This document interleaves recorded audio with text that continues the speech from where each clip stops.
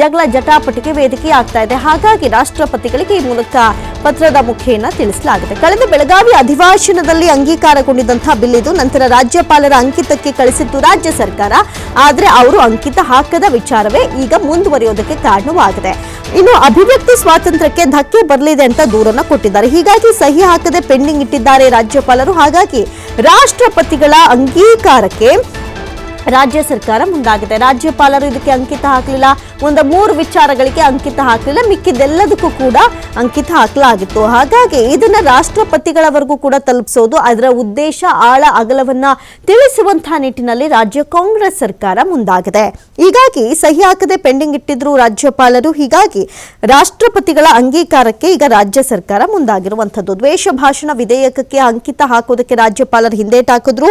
ವಿಧೇಯಕವನ್ನ ರಾಷ್ಟ್ರಪತಿಗಳಿಗೆ ಈಗ ರಾಜ್ಯ ಸರ್ಕಾರ ತಲುಪಿಸಿದೆ. ಕೇಂದ್ರ ಗೃಹ ಇಲಾಖೆಗೂ ಪತ್ರ ಬರ್ತಿದೆ. ಯಾಕೆ ಮಾಡ್ತಾ ಇದೀವಿ ಅನ್ನುವಂತಹ ಒಂದು ರೀಸನ್ ಅನ್ನ ಕೊಡ್ತಾ ಇದೆ. ದ್ವೇಷ ಭಾಷಣ ಅಪರಾಧಗಳ ತಡೆ ವಿಧೇಯಕಕ್ಕೆ ಉದ್ದೇಶ ಅಗತ್ಯ ಕುರಿತು ಮನವರಿಕೆ ಮಾಡುವಂತಹ ನಿಟ್ಟಿನಲ್ಲಿ ರಾಜ್ಯ ಕಾಂಗ್ರೆಸ್ ಸರ್ಕಾರ ನಿರ್ಧಾರವನ್ನ ಕೈಗೊಂಡಿರುವಂತದ್ದು. ಸಮಗ್ರ ವಿವರಣೆಯ ಮೂಲಕ 20 ಪುಟಗಳ ಪತ್ರವನ್ನ ಬರೆದಿದೆ ಕಾನೂನು ಇಲಾಖೆ. ಸಮಾಜದ ಶಾಂತಿ ಸ್ಥಾಪನೆಗೆ ಕಾನೂನಿನ ಅಗತ್ಯವಿದೆ. ಕರ್ನಾಟಕದಲ್ಲಿ ಪ್ರಚೋದನಾಕಾರಿ ಭಾಷಣಗಳಿಂದಲೇ ಕೋಮು ಸಾಮರಸ್ಯ ಹದಗೆಟ್ಟಿದೆ. ಹಾಗಾಗಿ ವಿಧೇಯಕದ ಅನಿವಾರ್ಯತೆ ಇದೆ ಅಂತ ವಿವರಣೆ ಕೊಡೋದಕ್ಕೆ ಮುಂದಾಗಿರುವಂತದ್ದು. ಕಳೆದ ಬೆಳಗಾವಿ ಅಧಿವೇಶನದಲ್ಲಿ ಬಿಲ್ ಅಂಗೀಕರಿಸಿತ್ತು ಸರ್ಕಾರ. ನಂತರ ರಾಜ್ಯಪಾಲರ ಅಂಗಳಕ್ಕೆ ಕಳಿಸಿತ್ತು. ಆದರೆ ರಾಜ್ಯಪಾಲರು ಇದಕ್ಕೆ ಅಂಕಿತವನ್ನ ಹಾಕಲಿಲ್ಲ. ಆದರೆ ರಾಜ್ಯಪಾಲರಿಗೆ ಬಿಲ್ ಅಂಗೀಕರಿಸದಂತೆ ಮನವಿಯನ್ನ ಮಾಡಿದ್ರು ಬಿಜೆಪಿ ನಾಯಕರು. ಇಲ್ಲಿ ಮಾತ್ರ ಅಲ್ಲ, ಸದನದ ಬಾವಿಗಿಳಿದು ಚಳಿಗಾಲದ ಅಧಿವೇಶನದ ಸಂದರ್ಭದಲ್ಲಿ ಈ ಅಂಗೀಕಾರ ಕೊಟ್ಟಂತ ಸಂದರ್ಭದಲ್ಲೇ ಇದು ಬೇಡ ಎನ್ನುವಂತಹ ಒಂದು ವಿಚಾರಕ್ಕೆ ಬಿಜೆಪಿ ನಾಯಕರು ಅಂದಿಗೂ ಮುಂದಾಗಿದ್ರು. ಹಾಗಾಗಿ ಅಭಿವ್ಯಕ್ತಿ ಸ್ವಾತಂತ್ರ್ಯಕ್ಕೆ ಧಕ್ಕೆಯನ್ನ ಒದಗುತ್ತೆ ಅಂತ ಈ ಕಡೆ ಬಿಜೆಪಿ ದೂರು ಕೊಟ್ಟಿರೋದು. ಹೀಗಾಗಿ ಸಹಿ ಹಾಕದೆ ಪೆಂಡಿಂಗ್ ಅನ್ನ ಇಟ್ಟಿದ್ರು ರಾಜ್ಯಪಾಲರು. ಹಾಗಾಗಿ ಇದು ರಾಷ್ಟ್ರಪತಿಗಳ ಅಂಗೀಕಾರಕ್ಕೆ ಈಗ ರಾಜ್ಯ ಸರ್ಕಾರ ಕಳಿಸಿದೆ. ಸಮಗ್ರ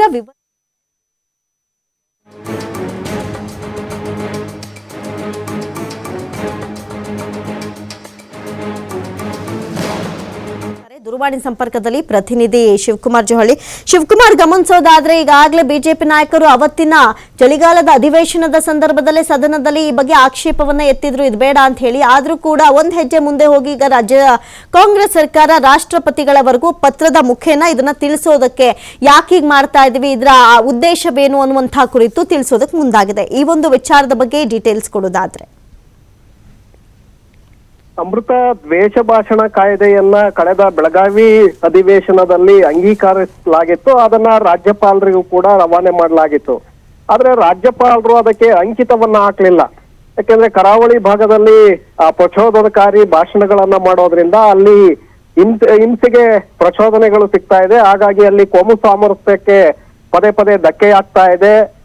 ಕೊಲೆ, ಹತ್ಯೆಯಂತಹ ಪ್ರಕರಣಗಳು ಕೂಡ ಅಲ್ಲಿ ನಡೀತಾ ಇದೆ. ಹಾಗಾಗಿ ಅದಕ್ಕೆ ಕಡಿವಾಣವನ್ನ ಹಾಕ್ಬೇಕಾದ್ರೆ ಈ ಒಂದು ಕಾನೂನನ್ನ, ಕಠಿಣವಾದಂತ ಕಾನೂನನ್ನ ತರಬೇಕು ಅಂತೇಳಿ ಈ ದ್ವೇಷ ಭಾಷಣದ ಕಾಯ್ದೆಯನ್ನ ಸರ್ಕಾರ ತರೋದಕ್ಕೆ ಹೊರಟಿತ್ತು. ಸದನದಲ್ಲೂ ಕೂಡ ಅದು ಅಂಗೀಕಾರ ಆಗಿತ್ತು. ಆದ್ರೆ ರಾಜ್ಯಪಾಲರು ಅದಕ್ಕೆ ಅಂಗೀಕಾರವನ್ನ ಇವತ್ತಿಗೂ ಕೂಡ ಹಾಕಿಲ್ಲ. ಕಾರಣ, ಬಿಜೆಪಿ ನಾಯಕರು ಕೂಡ ದೂರನ್ನ ಕೊಟ್ಟಿದ್ರು. ಕೆಲವು ಸಂಘಟನೆಗಳು ಕೂಡ ರಾಜ್ಯಪಾಲರಿಗೆ ದೂರನ್ನ ಕೊಟ್ಟಿದ್ರು. ಈ ವಿಧೇಯಕವನ್ನ ಜಾರಿಗೆ ತಂದಿದ್ದೆ ಆದ್ರೆ ಅಭಿವ್ಯಕ್ತಿ ಸ್ವಾತಂತ್ರ್ಯಕ್ಕೆ ಧಕ್ಕೆ ಆಗತ್ತೆ, ಮಾತನಾಡುವಂತಹ ಹಕ್ಕನ್ನ ಕಳ್ಕೊಳ್ಬೇಕಾಗತ್ತೆ. ಹಾಗಾಗಿ ಇದಕ್ಕೆ ನೀವು ಅವಕಾಶವನ್ನ ಮಾಡಿಕೊಡ್ಬೇಡಿ ಅನ್ನುವಂತಹ ಮನವಿಯನ್ನ ರಾಜ್ಯಪಾಲರಿಗೆ ಮಾಡಿದ್ರು. ಹಾಗಾಗಿ ರಾಜ್ಯಪಾಲರು ಆ ಒಂದು ಕಾಯ್ದೆಗೆ ಸಿಗ್ನೇಚರ್ ಅನ್ನ, ಅಂಕಿತವನ್ನ ಹಾಕದೆ ಇಲ್ಲಿಯವರೆಗೂ ಕೂಡ ಅದನ್ನ ಪೆಂಡಿಂಗ್ ಇಟ್ಟಿದ್ದಾರೆ. ಈಗ ಮತ್ತೆ ಅದನ್ನ ಅನುಷ್ಠಾನಕ್ಕೆ ತರಲೇಬೇಕು ಅನ್ನುವಂತ ನಿಟ್ಟಿನಲ್ಲಿ ರಾಜ್ಯ ಸರ್ಕಾರ ಹೊರಟಿದೆ. ಆ ಕಾರಣಕ್ಕೆ ಈಗ ರಾಷ್ಟ್ರಪತಿಗಳಿಗೂ ಕೂಡ ಅದನ್ನ ಅಂಗೀಕಾರಕ್ಕೆ ಕಳಿಸಿದೆ. ಯಾಕಂದ್ರೆ ರಾಜ್ಯಪಾಲರು ಅಂಗೀಕಾರವನ್ನ ಬಿಲ್ಗೆ ಹಾಕದೇ ಇದ್ರೆ ಅದು ಕಾಯ್ದೆಯಾಗಿ ಜಾರಿಗೆ ಬರೋದಕ್ಕೆ ಸಾಧ್ಯ ಇರೋದಿಲ್ಲ, ಅದನ್ನ ಅನುಷ್ಠಾನ ಮಾಡೋದಕ್ಕೆ ಆಗೋದಿಲ್ಲ. ಹಾಗಾಗಿ ರಾಷ್ಟ್ರಪತಿಗಳು ಅದಕ್ಕೆ ಏನಾದ್ರೂ ಅಂಕಿತವನ್ನ ಹಾಕಿದ್ದೆ ಆದ್ರೆ ಅದಕ್ಕೆ ಯಾವುದೇ ಅಭ್ಯಂತರಗಳಿರೋದಿಲ್ಲ, ಅದನ್ನ ಕಾಯ್ದೆಯಾಗಿ ಜಾರಿಗೆ ತರೋದಕ್ಕೆ ಅವಕಾಶಗಳಿರುತ್ತೆ. ಸೊ ಹೀಗಾಗಿ ರಾಷ್ಟ್ರಪತಿಗಳಿಗೆ ರವಾನೆಯನ್ನ ಮಾಡಲಾಗಿದೆ. ಜೊತೆಗೆ ಕೇಂದ್ರ ಗೃಹ ಸಚಿವಾಲಯಕ್ಕೂ ಕೂಡ ಆ ವಿಧೇಯಕದಲ್ಲಿ ಇರುವಂತಹ ಅಂಶಗಳ ಬಗ್ಗೆ ಸುಮಾರು 20 ಪುಟಗಳ ಒಂದು ವರದಿಯನ್ನ ಸಲ್ಲಿಕೆ ಮಾಡಲಾಗಿದೆ. ಪತ್ರದ ಮೂಲಕ ಸಲ್ಲಿಕೆಯನ್ನ ಮಾಡಲಾಗಿದೆ ಫೆಬ್ರವರಿ 4ರಂದು. ಸೊ ಹಾಗಾಗಿ ಕೇಂದ್ರ ಗೃಹ ಸಚಿವಾಲಯ ಕೂಡ ಅದರಲ್ಲಿ ಇರುವಂತಹ ಅಂಶಗಳ ಬಗ್ಗೆ ಪರಿಶೀಲನೆಯನ್ನ ಮಾಡಲಿದೆ. ಅಂದ್ರೆ ಸಾಧಕ ಬಾಧಕಗಳೇನು, ಮತ್ತೆ ಅಲ್ಲಿ ದುರುದ್ದೇಶ ಪೂರ್ವಕವಾಗಿ ಏನಾದ್ರೂ ಈ ಕಾಯ್ದೆಯನ್ನ ತರ್ತಾ ಇದಾರ ಅಥವಾ ಸಮಾಜದ ಹಿತಕ್ಕಾಗಿ ಈ ಕಾಯ್ದೆಯನ್ನ ತರ್ತಾ ಇದಾರ ಅಂತೇಳಿ ಗೃಹ ಇಲಾಖೆ ಕೂಡ ಅದನ್ನ ಪರಿಶೀಲನೆಯನ್ನ ಮಾಡಲಿದೆ. ಮತ್ತೊಂದು ಕಡೆ ರಾಷ್ಟ್ರಪತಿಗಳಿಗೆ ಕಳಿಸಿರೋದ್ರಿಂದ ರಾಷ್ಟ್ರಪತಿಗಳು ಕೂಡ ಅದನ್ನ ಗಂಭೀರವಾಗಿ ಅಧ್ಯಯನವನ್ನ ಮಾಡ್ತಾರೆ. ಅದರಲ್ಲಿರುವಂತಹ ಸಾಧಕ ಬಾಧಕಗಳು ಮತ್ತೆ ಅದು ಸಮಾಜದ ಹಿತಕ್ಕಾಗಿ ಮಾಡಿದ್ಯಾ ಅಥವಾ ಅದರಲ್ಲಿ ಬೇರೆ ಏನಾದ್ರೂ ಲೋಪದೋಷಗಳಿದೆಯಾ ಅನ್ನುವಂಥದ್ದನ್ನ ನೋಡಿ ಅವರು ಅದಕ್ಕೆ ಅಂಕಿತವನ್ನ ಹಾಕಬಹುದು, ಹಾಕದೇ ಇರಲು ಕೂಡ ಇರಬಹುದು. ಒಂದು ವೇಳೆ ಅಂಕಿತ ಹಾಕಿದ್ದೆ ಆದ್ರೆ ಇಲ್ಲ ಕರೆಕ್ಟ್ ಆಗಿದೆ, ಇದನ್ನ ತಂದ್ರೆ ಸಮಾಜದಲ್ಲಿ ಶಾಂತಿ ಇರುತ್ತೆ ಅನ್ನುವಂತ ಹಿನ್ನೆಲೆಯಲ್ಲಿ ಏನಾದ್ರೂ ರಾಷ್ಟ್ರಪತಿಗಳು ಅದಕ್ಕೆ ಅಂಕಿತವನ್ನ ಹಾಕಿದ್ದೆ ಆದ್ರೆ ಆಗ ರಾಜ್ಯದಲ್ಲಿ ಆ ಕಾಯ್ದೆಯನ್ನ ಜಾರಿಗೆ ತರಲಾಗತ್ತೆ. ಕಾಯ್ದೆ ಜಾರಿಗೆ ಬಂದಿದ್ದೆ ಆದ್ರೆ ಅದು ಯಾರು ಪ್ರಚೋದನಕಾರಿ ಭಾಷಣಗಳನ್ನ ಮಾಡ್ತಾರೆ ಅಂತವರ ಮೇಲೆ ಕ್ರಮವನ್ನ ತೆಗೆದುಕೊಳ್ಳೋದಕ್ಕೆ ಆ ಕಾನೂನಿನಲ್ಲಿ ಅವಕಾಶಗಳಿರುತ್ತೆ. ಹಾಗಾಗಿ ಬಹಳ ಗಂಭೀರವಾಗಿ ಇದನ್ನ ರಾಜ್ಯ ಸರ್ಕಾರ ತೆಗೆದುಕೊಂಡಿದೆ. ಅಮೃತ. ಥ್ಯಾಂಕ್ ಯು ಶಿವಕುಮಾರ್ ಜೋಹಳ್ಳಿ ತಮ್ಮೆಲ್ಲ ಡೀಟೇಲ್ಸ್ಗಾಗಿ.